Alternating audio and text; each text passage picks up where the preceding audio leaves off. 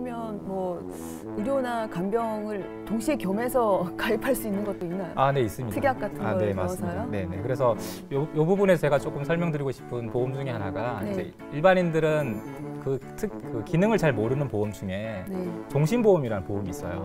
네. 들어보셨죠? 그죠? 저 종신보험 2개나 가입했어요. 아, 그러세요? 아, 네. 종신보험은 우리 기자님 어떻게 알고 계세요? 20대 때 네. 아까 이제 말씀하셨는데 금융 교육이 잘 안 됐다고 하셨잖아요. 네, 네. 근데 이제 뭐 지인이 이제 와서 그렇죠. 네. 저는 사실 상당히 대부분의 보험을 20대에 다 들었거든요. 아, 그래도 굉장히 젊은 종신보험도 나이에 잘 20대에 드셨네요. 들었고 네. 연금보험도 20대에 들었고 네. 대부분 만기가 끝났어요. 네. 암보험도 들고 막 이렇게 네. 해서 그때는 뭐 별로 생각 없이 그냥 가입을 했는데 네. 이제 만기가 되긴 했거든요. 네. 납입하는 기간은. 근데 보니까 보장이 또 상당히 많더라고요. 네, 네. 그리고 한때 그 TBCF에서 그때 외국계 보험회사에서 광고를 한번 한 적 있잖아요. 맞습니다. 굉장히 네. 센세이셔널한 그런 광고가 상당히 있었죠. 예. 그래서 남자분들은 되게 싫어하셨는데 네네. 남편이 돌아가시고 네. 그때 10억인가 10억을 받았다고. 10억을 예, 예. 받았습니다. 이렇게 네. 처음 시작하는 거여가지고 네. 그때 아마 사람들이 네. 이렇게 한 방에 이렇게 나오나 네. 이런 생각을 뭐 음모론도 막 있더라고요. 네. 그래서 그때 특히나 이제 종신보험의 그런 기능에 대해서 네. 알게 됐는데 아까 말씀하신 건 종신보험에 대해서 잘 모르는 기능이라고 하셨으니까. 종신보험이 이제 네. 일반적으로 저희들이 알기를 종신도로 4만 번 보장을 해주는 보험이 종신보험이거든요. 네네. 말 그대로 한 번은 영원히 사는 사람은 없으니까 그렇죠. 한 번은 누구나 언제가 될지 모르지만 이제 돌아가시게 되면 네. 그 보험금이 그 유가족들한테 지급되는 겁니다. 네. 근데 이거는 이제 종신보험의 가장 기본적인 기능이고요. 네. 두 번째 이 종신보험 기능 중에 하나가 이 종신보험은 내가 낸 보험료가 없어지지 않아요. 계속해서 적립되고 운영이 네. 되고 이자가 더 늘어나고 있어요. 네. 그래서 나중에 납입이 끝나고 나서 한 60, 70, 80 이렇게 좀 나이가 많이 드셨을 때 네. 내가 좀 단기간에 조금 돈이 많이 필요한 상태가 되시면 해약을 하시거나 네. 아니면 간병 자금으로 쓸 수 있는 기능들이 있으세요. 아, 간병 자금으로 네, 쓸 네, 수 네. 있어요. 그래서 예를 들면 뭐 기자님께서 뭐 1억 원의 종신보험을 가입하셨다. 물론 회사마다 좀 다를 수 있습니다. 근데 네. 이제 대부분 간병 자금으로 쓸 수 있는 기능이 있어서 나중에 기자님께서 돌아가시면 죄송합니다. 이렇게 돌아가신 얘기를 해서 돌아가시면 가족들이 받게 될 1억 원의 보험금 중에서 네. 내가 예를 들면 치매 상태가 되거나 질병 등으로 인해서 건강이 좀 안 좋아져서 네. 누군가의 도움을 받아야 되는 그런 상태가 되면 네. 한 60%에서 80% 정도 되는 돈을 네. 내가 여전히 살아 있음에도 불구하고 내가 먼저 받아서 쓸 수 있는 기능이 있어요. 받을 수 있어요? 네네네. 그러면 그리고 나서 나머지 금액이 최종적으로 이제 가족들한테 지급되는 거예요. 그래서 어떻게 보면 네. 이 종신보험의 그런 기능이 나중에 한 80세, 90세 이렇게 되셨을 때 네. 계약자 어떤 피보험자께서 건강이 좋지 않으셔서 네. 집중적으로 내가 돈이 좀 많이 필요한 상태가 되셨을 때 내가 미리 그 돈을 땡겨서 쓸 수 있는 그런 기능이 있거든요. 상당히 유익한 기능인데요. 네네. 그러니까 네. 어떻게 보면은 네. 이제 간병 자금으로 활용할 수 있는 기능이 그렇죠. 있는 거죠, 사실은. 어차피 본인이 부담을 하지 않으면 자식이나 주변의 그렇죠. 보호자들이 부담해야 되는 거잖아요. 네, 맞습니다. 물론 이제 사망을 했을 때 유산으로 남겨주는 것도 좋지만 네. 내가 살았을 때 뭐 가족들한테 짐지우지 않고 그렇죠. 그런 본인이, 것들에 대한 어떤 의지가 되게 많으시죠. 직접 해결할 수 그 있으니까. 자녀들한테 그런 부담을 주고 싶지 않다. 내가 경제적으로. 네. 그리고 네. 내가 제일 연약하고 힘든 상황에서 경제적인 어떤 부담으로 인해서 내가 짐이 되고 싶지 않다. 그런 네. 생각들을 많이 하시더라고요. 근데 예. 그런 부분들을 종신보험에서 어느 정도 해결해 줄 수 있는 기능이 있으니까 그 부분도 좀 잘 알고 충분히 활용하실 수 있지 않나라는 생각이 들어요. 네. 그럼 그렇게 간병 자금으로 활용할 때 특별한 뭐 제약이나 뭐 그런 건 없나요? 예를 들면 뭐 일단 보험료 납입이 끝나야 되고요. 네. 회사마다 정해둔 그 나이가 이제 넘어가야 됩니다. 예를 네네. 들면 뭐 저희 회사 같은 경우는 60세 이상이 되셔야 되고요. 네. 그리고 간병 상태라고 하는 상태라고 입증이 이제 돼야 되나요? 입증이 돼야 됩니다. 그래서 그렇죠. 안 그러면 그냥 딴 데 쓰려고 그냥 쓰진 않죠, 그죠? 딴 데 쓰려고 간병 자금으로 쓸 수가 있으니까. 네네. 근데 이런 생명보험회사의 종신보험에서 간병 자금을 쉽게 주는 이유 중에 하나는 네. 어차피 줘야 될 돈을 주는 거거든요. 그렇죠. 한 번은 사망하면 이 돈을 네. 유가족들한테 주게끔 약속이 되어 있잖아요. 그렇죠. 그죠? 그래서 예를 들면 치매 상태가 되거나 거동을 불편한 상태가 되면 나중에 이분이 가만히 계시면 사망보험금으로 지급해야 될 돈을 네. 미리 먼저 주는 어떤 개념이다 보니까 네. 굳이 안 줄 이유는 없어요, 사실은요. 그렇죠. 그렇죠. 예. 그래서 안 줘도 되는 보험금을 달라고 하면 회사는 안 주려고 하거든요. 네. 어떻게 하면 주지 않을 방법을 막 찾고 그렇죠. 지급 거절을 하려고 노력을 많이 하는데 이 종신보험 안에 있는 이 간병자금의 기능은 어쨌든 한 번은 나중에 지급해야 될 돈을 이 사람이 본인이 좀 더 돈이 필요한 상태가 됐기 때문에 먼저 네네. 지급해주고 나중에 남아있는 금액을 가족들한테 지급하는 형태다 보니까 회사에서도 지급이나 이런 부분들이 까다롭지 않고 잘 지급해주는 걸로 알고 있습니다. 그러면 나이나 그 상황이 요건에만 딱 맞습니다. 맞추면 다 네. 지급이 가능하다는 네, 거죠. 그렇습니다. 네. 저는 2개나 들었는데 너무 든든한데요. 아, 그러세요? 네. 이런 기능이 있는지 모르셨죠, 그죠? 몰랐어요. 저는 네네. 오늘 처음 알았어요. 네네. 그래서 아까 이제 간병 얘기를 하시길래 네. 제가 웬만한 보험은 다 들었는데요. 간병은 따로 안 든 것 같은데 네. 어떡하지 그 생각을 했었거든요. 그래서 보통 이제 그런 분들을 대비해서 간병 자금이라도 따로 있어요, 사실은요. 아, 근데 네. 그러니까 저는 사실은 뭐 이 현업에서 세일즈를 하는 사람의 입장에서 이런 말씀 드리면 좀 그렇지만 네. 굳이 간병 자금을 별도로 더 추가적으로 더 들지 않으셔도 만약 기존에 있는 그런 보장들이 충분히 있으시다고 하시면 네. 그 보장들을 좀 잘 활용하시는 게 더 낫지 않나는 생각이 들고요. 네. 만약 기존에 그런 보장조차 크지 않다 그러면 사실은 별도로 좀 간병 자금에 간병 보험에 대한 관심을 가지시고 네. 조금 알아보시는 게 도움이 되실 수 있다는 생각이 듭니다. 보통 이제 간병에 대한 생각은 별로 못 할 것 같아요. 네. 그러니까 나이가 들어서 아플 수 있다라는 생각을 네. 해서 의료비에 대한 생각은 할 텐데, 네. 그러니까 요양원에서 그렇게 오랜 시간 보낸다는 생각도 별로 못 할 것 같고, 그렇죠. 네. 미리미리 준비하는 게 참 근데 좋긴 최근에 이제 하겠네요. 수명이 굉장히 빠른 속도로 늘어나고 네. 마지막에 5년, 10년 이상의 이 기간을 건강하지 않은 상태로 지내시는 분들이 많은데 네. 아직까지 이 세대가 그걸 충분히 경험하지 않았어요. 이제 그 그렇죠. 시작이거든, 사실은요. 그렇죠. 네. 근데 막상 이제 그런 내가 간병을 받으셔야 되는 분이 가족 중에 한두 분이라 계시면 뭐 여러 가지 이제 정서적으로 힘든 부분도 있지만 네. 경제적으로도 굉장히 큰 어떤 어려움에 처할 수 있거든요. 근데 경제적인 게 사실 먼저 피부에 와닿잖아요. 맞습니다. 예. 네. 그러면 그게 또 형제 그 자녀들 사이에서의 어떤 분란이나 갈등의 요소가 서로 이제 되기도 문제가 하고 생기고 그렇죠. 또 부모하고 자식 간의 이 관계에 있어서도 원만하지 않은 어떤 문제를 많이 일으키게 되거든요. 네. 그래서 그런 부분들이 조금 간병에 대한 준비가 좀 되어 있으시면 네. 경제적인 부분이 일단 해결이 되면 나머지 부분들은 또 이렇게 크게 문제가 안 되는 경우도 있을 수 있으니까 네. 간병에 대한 상태 그런 문제가 생겼을 경우에 어떤 준비가 되는지 이런 부분들을 좀 체크해 보시고 준비를 해 보시는 것도 저는 반드시 필요한 상황이지 않나 생각이 듭니다. 네. 네, 기본적인 사항을 되게 잘 짚어주셨는데요. 네. 그러니까 아까 이제 말씀하신 것처럼 뭐 여러 가지, 그러니까 뭐 세액 공제도 해야 하고 네. 보장성 보험도 들어야 하고 네. 또 노후 준비도 해야 되고, 네. 그러니까 사실 보험 상품도 상당히 많이 있잖아요. 네, 그렇죠. 그러면 이제 가입해야 될 보험도 많고 그러는데 너무 많죠. 보통 이제 보험료를 낼 때 보험료가 요즘도 그렇게 싸지만은 않잖아요. 네, 맞아요. 네. 그럴 때 이제 보험료가 한 달 자기 소득의 몇 네. 퍼센트 정도가 적당할까요? 근데 이 질문은 사실은 제가 한 뭐 수백 번, 뭐 과장하면 수천 번 정도 들어본 질문인 것 같은데요. 네.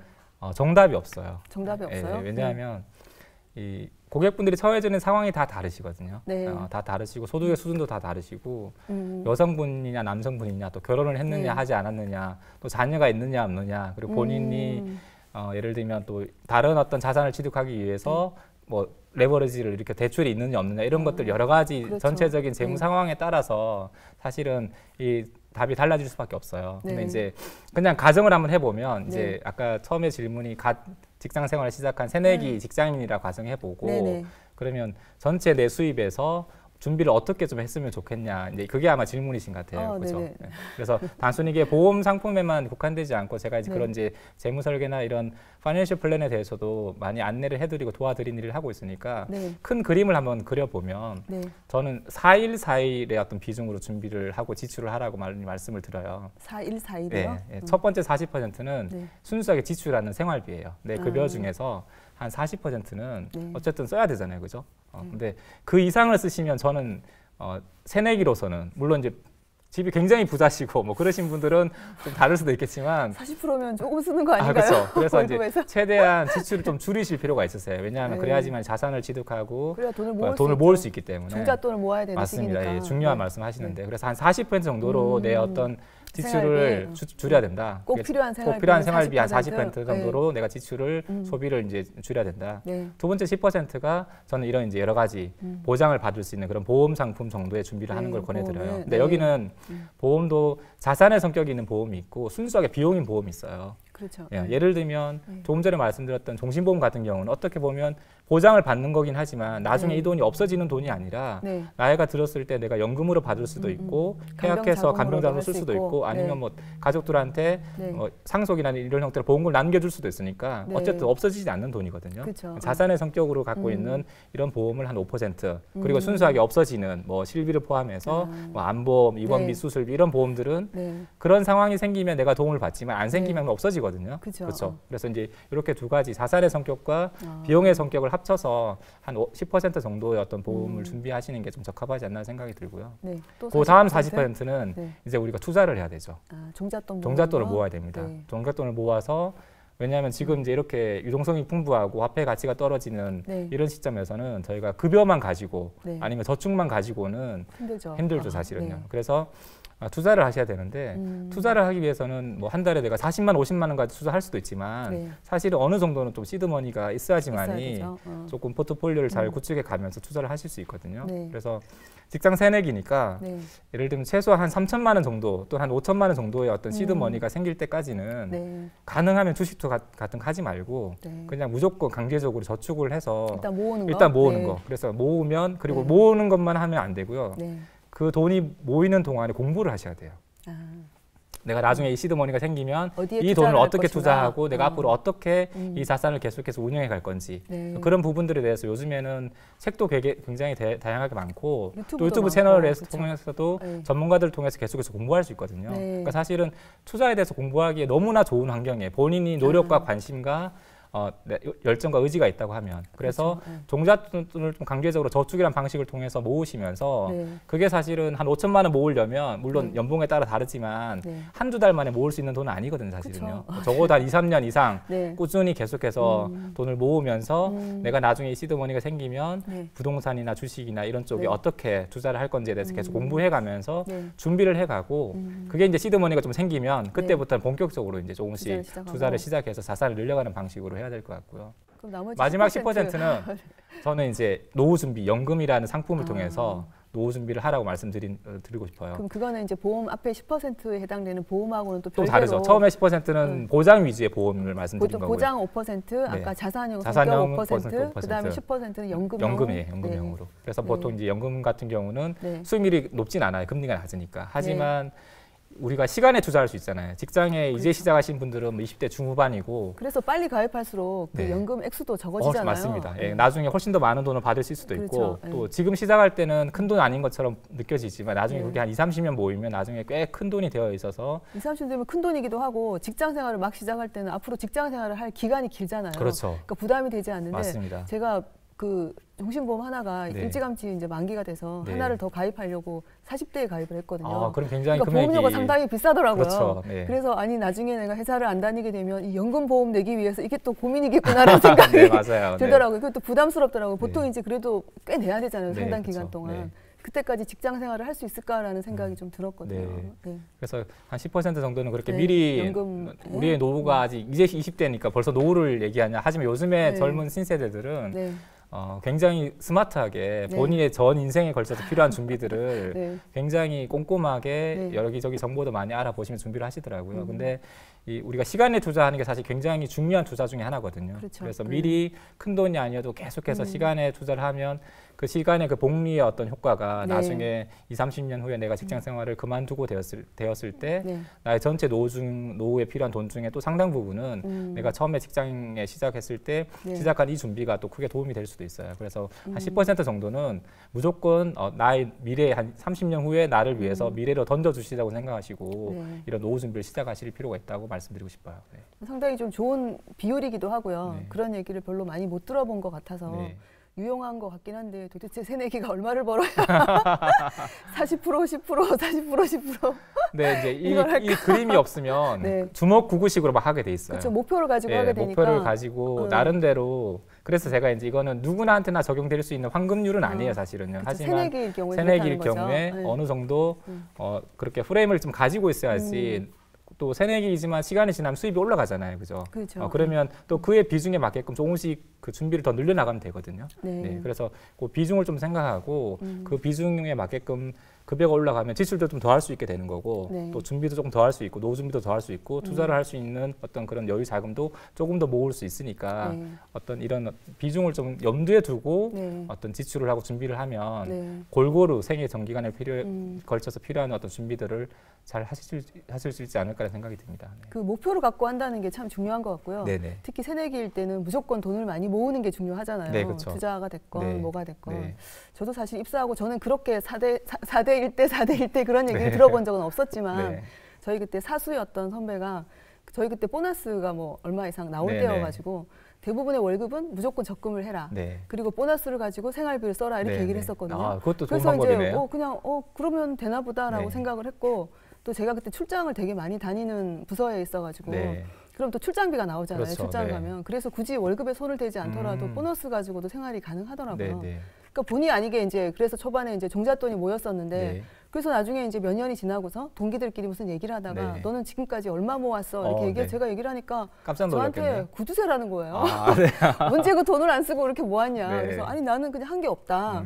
그 모 선배가 그냥 월급은 무조건 다 적금을 하고 네. 보너스 갖고 생활을 하라고 해서 그렇게 했을 뿐이다라고 네. 했는데 그게 4대 1대 4대 1대가 아니어도 맞습니다. 상당히 뭔가 좀 뭔가 그 자기만의 그런 어떤 방식으로 네. 기준을 정하고 그 기준을 한두 달이 아니라 꾸준하게 계속 하는 꾸준하게 거. 지켜나가는 게 사실 되게 중요한 것 같아요. 네. 그래야지만이 자산도 모이고 네. 또 여러 가지 환경의 변화가 생기더라도 내 네. 기준이 흔들리지 않거든요. 네. 네. 그게 되게 중요한 것 같다는 생각이 듭니다. 그런 말씀을 해주시면 정말 새내기들한테는 도움이 많이 될 것 같아요. 그래서 실제로 제가 이제 제 고객들 중에서 조금 나이가 어린 축에 속한 고객들한테는 이런 이제 얘기를 해드리고 네.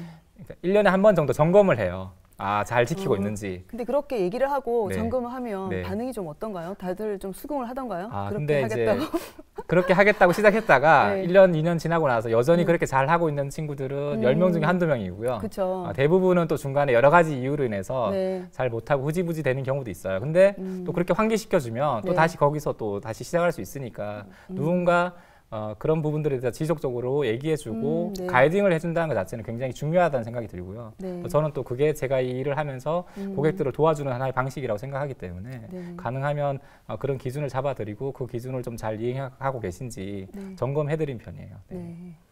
뭐 그런 분을 만난 사람들은 행운이네요. 아, 그렇게 말씀해 주시면 그렇게 얘기해 감사합니다. 줄 수 있는 네. 사람을 만나면 네. 보통 새내기가 되면 자기 돈으로 자기 손으로 처음 돈을 벌어보다 보니까 네. 자동차도 사고 싶고 뭐 네. 사고 싶은 것도 많잖아요. 아니면 보통 엄마가 하라는 대로 하죠. 그렇죠. 엄마가 하라는 대로 많이 네, 하죠. 네, 엄마가 그렇죠. 적금 얼마 해 이렇게 그렇죠. 하면 그냥 네, 하고 네. 그냥 그걸로 대부분 이제 끝났다고 네. 생각을 많이 하니까 아 그렇네요. 근데 제가 이제 아까 직장 말씀하셔서 저도 네. 갑자기 기억이 나는 에피소드가 있는데 네. 저는 이제 기존에 원래 첫 직장이 은행을 다녔었어요. 네. 그래서 은행을 10년 다니고 지금 보험회사로 옮긴 지 이제 8년 정도 됐는데 네. 처음에 제가 은행에 들어갔을 때 저희 직장 이제 사수는 아니지만 선배 중에 한 분이 그러시더라고요. 아, 자기는 급여를 받으면 반은 사용하고 네. 반은 무조건 삼성전자 주식만 산다 그러시더라고요. 그래요? 근데 그게 2005년도였어요. 시대를 앞서간 분이시네요.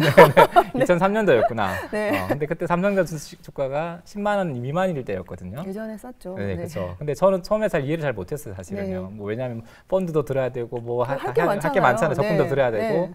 근데 이분은 나름대로 이제 아. 그 통찰력이 있으셨고 경험이 있으셔서 그렇게 우량한 주식을 계속해서 하셔서 나중에 꽤 큰 부자가 되셨어요. 그래서 그렇게 하셨어요? 월급에 반은 쓰고 반은 삼성전자 주식을 사셨어요? 아, 저는 그렇게 못했죠. 못하셨어요? 못했어요. 지금 후회가 됩니다. 그래서 초반에 직장 생활을 할 때 네. 그런 약간 어떤 선배를 만나느냐 맞아요. 그것도 네. 참 중요한 굉장히 것 같아요. 중요하죠. 보통 그러잖아요. 부자가 되고 싶은 부자를 만나라. 네, 네, 이것도 맞습니다. 그래서 뭐 예를 들자면 흥청망청 써라. 인생 뭐 있냐? 이런 그렇죠. 선배 만났으면 월급은 마구 다음 쓰셨을 달에 거 들어온다. 아니에요. 그렇죠. 네. 월급은 또 벌면 되지. 맞습니다. 현재가 중요한데 막 네. 이러면은 근데 지금 제가 돌이켜 보니까 네. 잘한 부분도 있고 잘못한 부분도 있어서 네. 이제는 그런 부분들 좀 정리가 됐죠. 저도 이제 네. 나름대로 이제 사회 경험도 한 20년 정도 있고 또 지금 이 일을 하는 게 한 10년 정도 일을 하고 있으니까 네. 그런 부분들을 조금 이제 경험을 잘 정리해서 네. 이제 고객분들 뵀을 때 그런 부분들 좀 안내를 해드리면 네. 뭐 잘 받아들여서 잘 준비하시는 분들도 있고 또 나름대로 또 자기 생각들이 있으시니까 네. 잘 다른 방향으로 하시는 분들도 있지만 그래도 저는 계속해서 그런 어떤 가이딩을 해드리고 안내를 해드리는 게 되게 중요하다고 생각을 하고 있습니다. 좋은 일 하시네요. 감사합니다. OBS